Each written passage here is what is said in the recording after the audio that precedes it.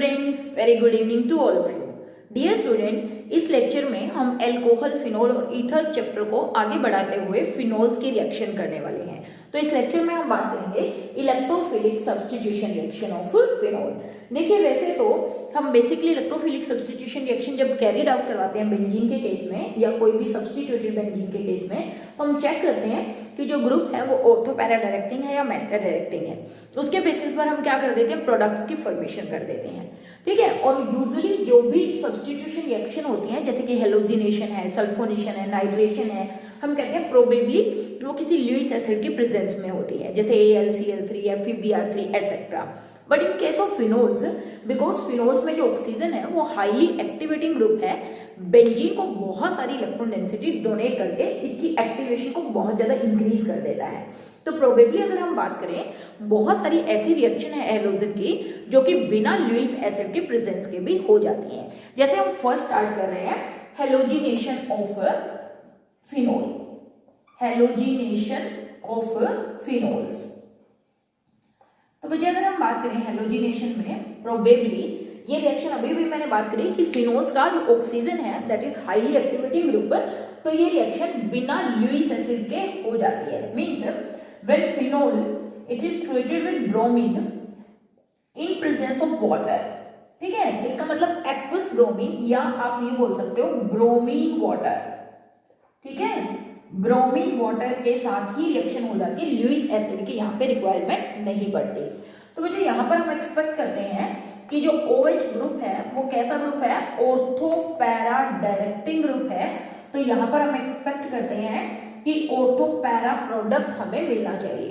But instead of this हमें यहाँ पर 2,4,6 ट्राई ब्रोमोफिनोल की फॉर्मेशन होती है। 2,4,6 ट्राई ब्रोमोफिनोल, जिसके व्हाइट कलर के पिपेटी बनते हैं, जिसके क्या बनते हैं, व्हाइट कलर के प्रेसिपिटेट बनते हैं। ठीक है, ट्राई ब्रोमोफिनोल। ठीक है, तो क्वेश्चन दिमाग में ये आता है कि why try bromo substituted product is form, ortho और पैरा प्रोडक्ट की फॉर्मेशन क्यों नहीं हुई।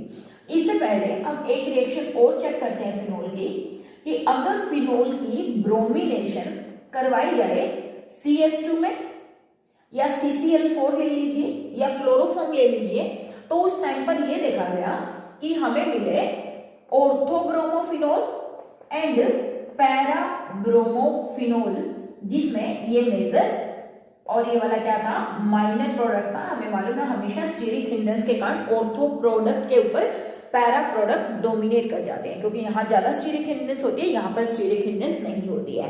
तो बच्चे अगर इन दोनों रिएक्शन को चेक किया जाए तो यहाँ पे सिर्फ एक ही डिफरेंस है, वो क्या, कि यहाँ पे जो आप सॉल्वेंट ले रहे हैं, यहाँ पर जो सॉल्वेंट है वो है पोलर, और यहाँ पर जो आप सॉल्वेंट ले रहे हैं ये सॉल्वेंट है non polar.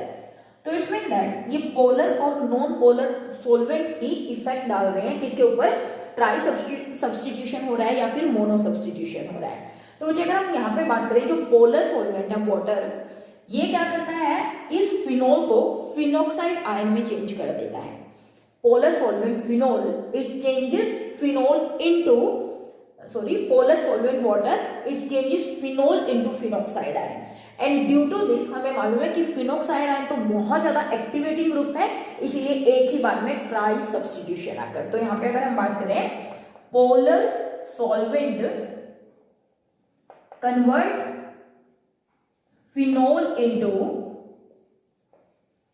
Phenoxide ion by abstracting proton. ठीक है, एंड हेंस इंक्रीज, आप बोल सकते हो strength of electro substitution reaction, या आप बोल सकते हो phenoxide ion, phenol into phenoxide ion, and activate it highly या highly activated so that tri substitution occur. ठीक है, और यहां पर हम बात करें नॉन पोलर सॉल्वेंट, ऐसे फिनोल को किसी फिनोक्साइड आयन में चेंज नहीं करता, जिसके कारण मोनो सब्स्टिट्यूटेड प्रोडक्ट की फॉर्मेशन होती है। तो ये काफी इंपॉर्टेंट क्वेश्चन है, कई बार पूछा भी गया है कि फिनोल के केस में जब आप हेलोजिनेशन करते हैं, ब्रोमिनेशन करते हैं, why in case of water tri bromo product is form. तो हम बोलेंगे क्योंकि पोलर सॉल्वेंट है, यहाँ से प्रोटॉन एब्स्ट्रैक्ट करके इसको किसमें फिनोक्साइड आयन में चेंज कर देगा जो कि हाईली एक्टिवेटिंग ग्रुप है, that is why tri substitution occur. While in case of non-polar solvent, no such process of formation of phenoxide ion take place, hence mono substitution occur and para product is the major product. Para product क्या होने वाला है? Major product होने वाला है। तो याद रखिएगा इक्वेशन को और रिएक्शन को भी, ठीक है।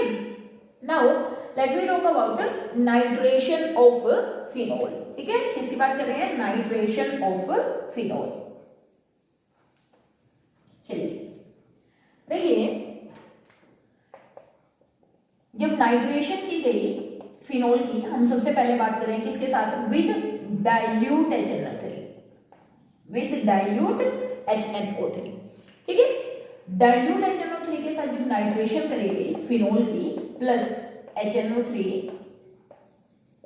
तो बच्चे देखिए वही जो हमारा एक्सपेक्टेड प्रोडक्ट था OH नाइट्रो ऑर्थो नाइट्रोफिनोल, और दूसरा जो प्रोडक्ट बना that is para nitrophenol, ortho nitrophenol और पैरा नाइट्रोफिनोल। देखिए नाइट्रेशन बहुत कॉमन सी रिएक्शन है, सबको मालूम है। जब आप नाइट्रेशन कैरी आउट करवाते हो तो ऑर्थो पे और पैरा पे, मतलब हेलोजिनेशन या इलेक्ट्रोफिलिक सब्स्टिट्यूशन रिएक्शन की अगर हम बात करें बेंजीन के केस में वो सभी बहुत इजी होती है।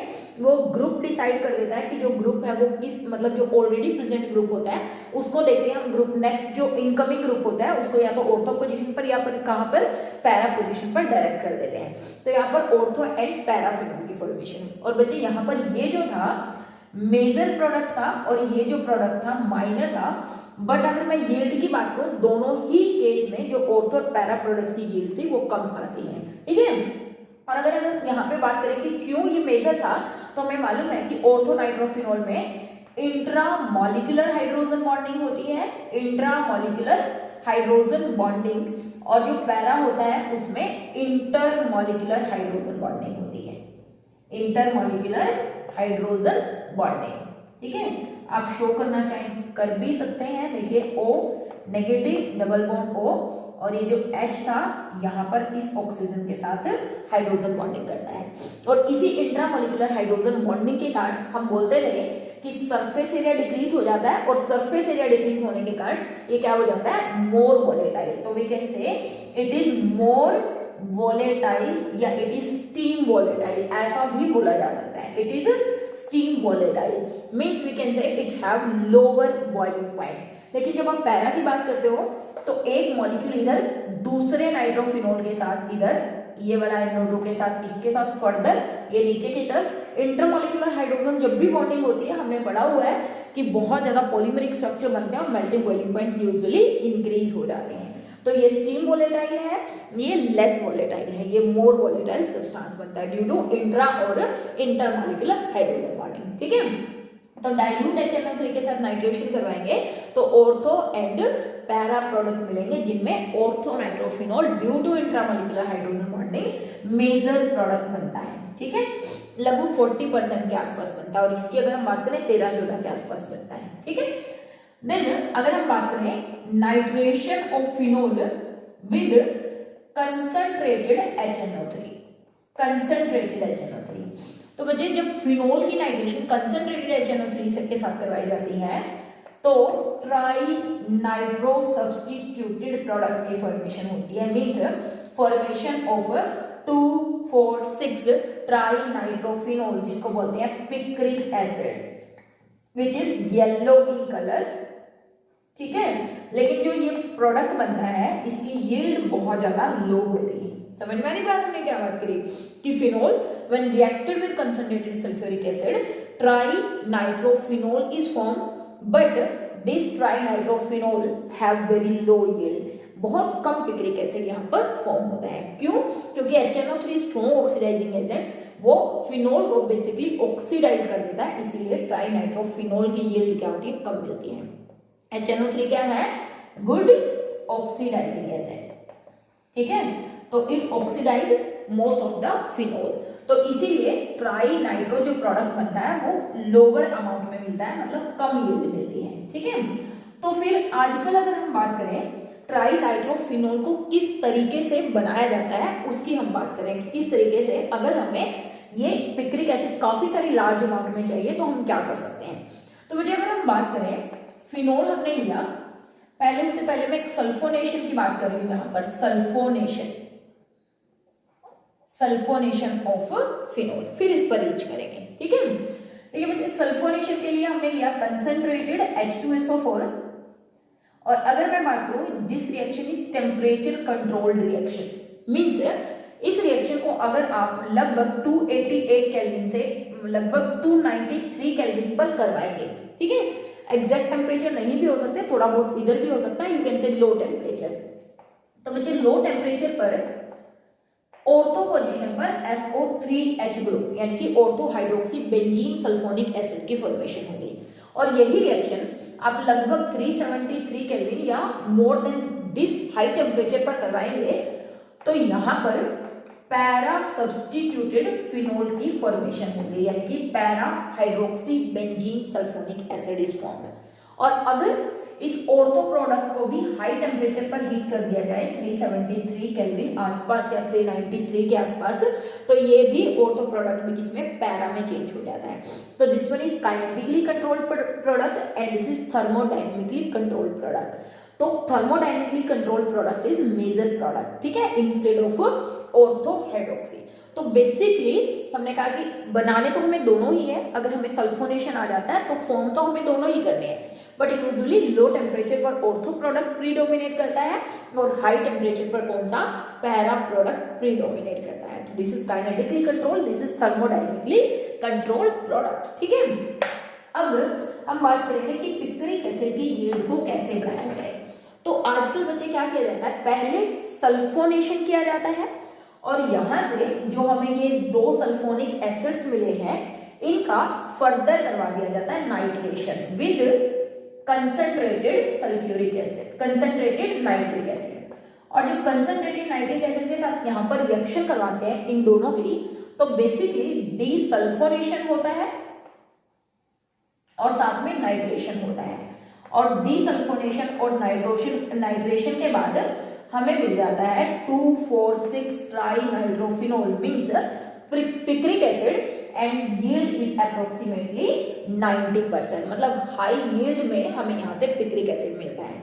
तो पहले सल्फोनेशन करवाया जाता है, फिर नाइट्रेशन एंड डीसल्फोनेशन करवाया जाता है। SO3H गुड लिविंग ग्रुप होता है और यहाँ पे सल्फोनेशन में के बाद डीसल्फोनेशन से SO3H ग्रुप यहाँ से रिमूव हो जाता है और क्या बन जाता है, picric acid in high yield. तो ये भी कैसे रिएक्शन है, डेफिनेटली सल्फोनेशन, इन सब चीजों के मैकेनिज्म सबको आते हैं, 11th क्लास से पढ़ना शुरू करते हैं और बिल्कुल स्टार्टिंग में हेलो एरीन हेलो एल्केन वहां से शुरू करते हैं कि किस तरीके से यहाँ से इलेक्ट्रोफाइल जनरेट होता है और किस तरीके से ऑर्थो और पैरा पोजीशन पर शिफ्ट होता है। तो phenol on reaction with concentrated H2SO4 leads to the formation of ortho-para product which on further nitration give 2,4,6 trinitrophenol यानी कि picric acid as a major product. ठीक है, तो सल्फोनेशन एंड नाइट्रेशन दोनों यहाँ पर हो गए। Then let me talk about acylation of phenol. Acylation of phenol, देखिए हमें मालूम है एसाइलेशन के लिए हम एसिड क्लोराइड RCOCl ये ग्रुप यूज करते हैं, किसके लिए, फॉर एसाइलेशन, किसी की भी एसाइलेशन करनी हो, या एनहाइड्राइड भी यूज किया जा सकता है, that is acid anhydride can also be used for acylation. तो बच्चे अगर हम बात करें फिनोल की एसाइलेशन की, यहाँ पर हमने फिनोल लिया और यहाँ पर हम बात करें CH3C डबल बॉन्ड OCl इसकी, ठीक है। तो बच्चे यहाँ पर अगर हम बात करें, यूजुअली तो हम बात कर रहे हैं अभी अभी जितनी भी रिएक्शन हमने करी है, हमने कहा कि ऑर्थो पैरा प्रोडक्ट बनता है या फिर ट्राई सब्स्टिट्यूटेड प्रोडक्ट बनता है, मतलब ये ग्रुप डिसाइड करता है कि कहाँ बढ़ जाएगा, ठीक है। बट प्रोबेबली यहाँ पर ये क्या काम कर रहा है, इलेक्ट्रो न्यूक्लियोफाइल की तरह काम कर रहा है और ये जो कार्बन है ये इलेक्ट्रोफाइल की तरह काम कर रही है। तो ये बॉन्ड यहाँ पर शिफ्ट होता है और जो प्रोडक्ट बनता है that is formation of O। यहाँ पर देखिए H लगा हुआ है इस ऑक्सीजन पर positive charge, C double bond O, यहाँ पर CH3 और साथ में क्या Cl नेगेटिव। हमें मालूम है ऑक्सीजन पॉजिटिव चार्ज बेयर नहीं करेगा तो ये H इसके साथ निकल जाएगा HCl के फॉर्म में, और मैं यहीं से बॉन्ड ब्रेक करके दिखा देती हूँ कि किस चीज की फॉर्मेशन होगी, formation of phenyl ethanoate take place. ठीक है ना, किस चीज की फॉर्मेशन हुई? Formation of phenyl ethanoate. तो ये बहुत इंपॉर्टेंट रिएक्शन है कि अगर आप फिनोल की एसाइलेशन करवाएंगे तो during this acylation of phenol यहाँ पर क्या होने वाला है? इस ग्रुप पर एसाइलेशन होने वाली है। ऐसा नहीं है कि ये ऑर्थो और पैरा पर चला जाएगा। ठीक है, और फर्दर अगर मैं एसाइलेशन की बच्चे बात करूं, यहाँ पर अगर मैं अब इसको AlCl3 के साथ हीट कर देती हूँ, किसके साथ? AlCl3 के साथ, then what happen? This COCH3 group, acyl जो ग्रुप है वो ऑर्थो और पैरा पोजीशन पर शिफ्ट हो जाता है, जिसमें पैरा पे जो ग्रुप बनता है वो मेजर प्रोडक्ट बनता है, पैरा वाला मेजर माइनर। और ये जो रिएक्शन है, इस रिएक्शन को हम बोलते हैं फ्राइज रीअरेंजमेंट रिएक्शन।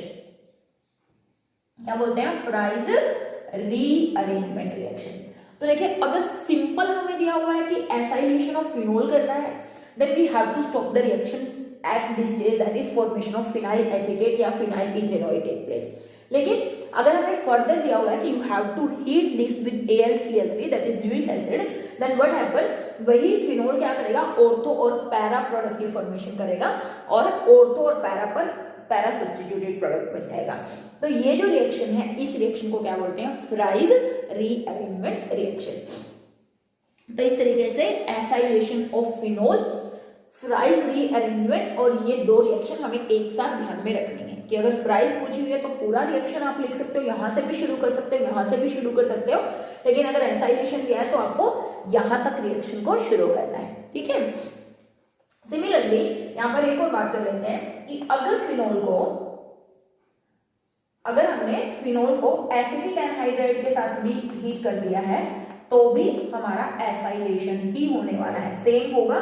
ये यहाँ पर हीट करेगा, बॉन्ड चला जाएगा, मींस प्रोडक्ट बिल्कुल सेम बनेगा, ऊपर वाला OCOCH3 phenyl ethanoate plus CH3COOH, यहाँ से जो H निकलेगा वो इसके साथ चला जाएगा। ठीक है, और मुझे अगर मैं बात करूं यहाँ पर सैलिसिलिक एसिड की एसाइलेशन की, ठीक है ना, किसकी? Salicylic acid. तो सैलिसिलिक एसिड होता है ये OHCOOH, मतलब ortho hydroxy benzoic acid is called salicylic acid. Ortho hydroxy benzoic acid is called salicylic acid. अगर सैलिसिलिक एसिड को एसिटिक एनहाइड्राइड से रिएक्शन करवा दिया जाता है, अभी भी बात करें कि रिएक्शन तो कहाँ होने वाली है? यहाँ पर होने वाली है, बॉन्ड एलिमिनेट होगा, टूट के CH3COH निकल जाएगा, और प्रोबेबली यहां से क्या बनने वाला है? OCOCH3COOH।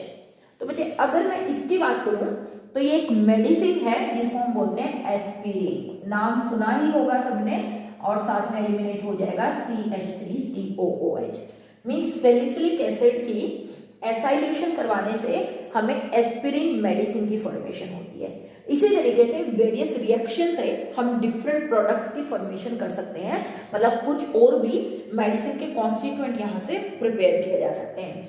तो acylation of salicylic acid lead to the formation of medicine that is called aspirin. ठीक है, तो इस तरीके से ये एसाइलेशन रिएक्शन है। इसी तरीके से आप बेंजोइलेशन रिएक्शन भी कर सकते हैं। बेंजोइलेशन ऑफ फिनोल, बिल्कुल सेम मैकेनिज्म होगा बच्चे, benzoylation of phenol. Benzoylation of phenol, देखिए फिनोल लिया, उसको हमने हीट किया C6H5 C double bond OCl benzoyl chloride के साथ, डेफिनेटली बिल्कुल सेम मैकेनिज्म होने वाला है। यहाँ पे अटैक करेगा, ऑक्सीजन का बॉन्ड ऊपर जाएगा, नीचे आएगा, और फाइनली Cl यहाँ से बाहर चला जाएगा, और इस O पे C double bond O C6H5 means आप बोल सकते हो फिनाइल बेंजोएट। ठीक है ना, क्योंकि दिस इज बेंजोइक एसिड और ये इसका सोल्ट बना हुआ है, तो फिनाइल बेंजोएट, और साथ में किस चीज की फॉर्मेशन हुई? HCl। तो ये क्या हो गया? Benzoylation of phenol leads to the formation of phenyl benzoate, phenyl benzoate. ठीक है, तो इस तरीके से ये प्रोडक्ट बनेगा बेंजोइलेशन पर। ठीक है, इनको फ्रीडल क्राफ्ट एसाइलेशन और फ्रीडल क्राफ्ट बेंजोइलेशन भी बोला जा सकता है। देन अगर हम बात करें एल्काइलेशन की, एल्काइलेशन ऑफ फिनोल, तो बच्चे एल्काइलेशन ऑफ फिनोल जो कैरिड आउट किया जाता है वो ऑर्थो और पैरा पोजीशन पर CH3Cl ग्रुप क्या करता है, शिफ्ट करता है। Means formation of ortho and para cresol take place, formation of orthocresol and पैराक्रेसोल।